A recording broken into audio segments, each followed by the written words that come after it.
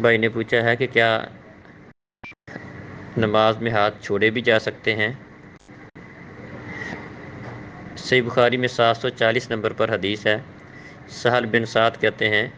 کان الناس یؤمرون ان یضع الرجل الید الیمنی علی ذراعہ الیسری فی الصلاۃ، کہ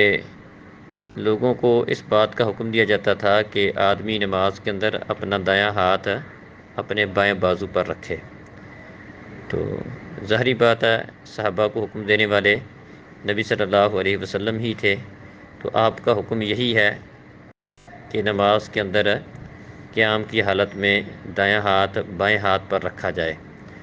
تو نبی صلی اللہ علیہ وسلم سے کسی بھی صحیح حدیث میں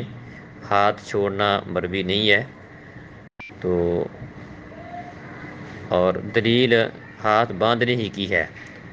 اگرچہ بعض لوگوں کے متعلق ہے کہ وہ ہاتھ چھوڑنا بھی ان سے منقول ہے، لیکن حدیث کے اندر یہ صراحت موجود ہے کہ لوگوں کو اس بات کا حکم دیا جاتا تھا کہ وہ ہاتھ باندھ کے نماز پڑھیں۔ تو اس لیے اصل حدیث ہے اور حدیث ہی حجت ہے۔ اور باقی رہا کہ وہ ہاتھ باندھنے کہاں ہے، اس کا ذکر بھی دیگر احادیث کے اندر آتا ہے، جیسا کہ ابو داؤد میں 727 نمبر پر حدیث ہے کہ نبی کریم صلی اللہ علیہ وسلم نے وضع یدہ الیمنی علی ظہر کفہ الیسری والرسغ والساعد، کہ آپ نے اپنا دایاں ہاتھ اپنی بائیں ہتھیلی اور گٹ اور کلائی پر رکھا۔ تو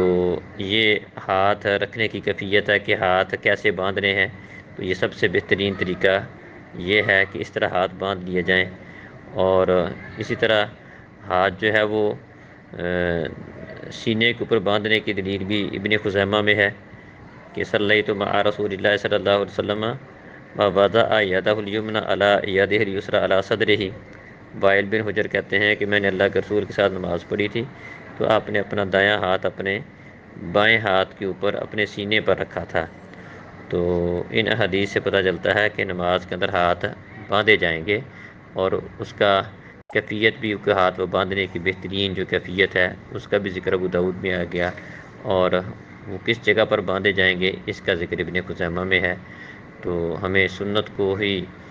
مقدم کرنا چاہیے اور اسی پر عمل کرنا چاہیے، دیگر اقوال جب سنت کے مقابلے میں ہوں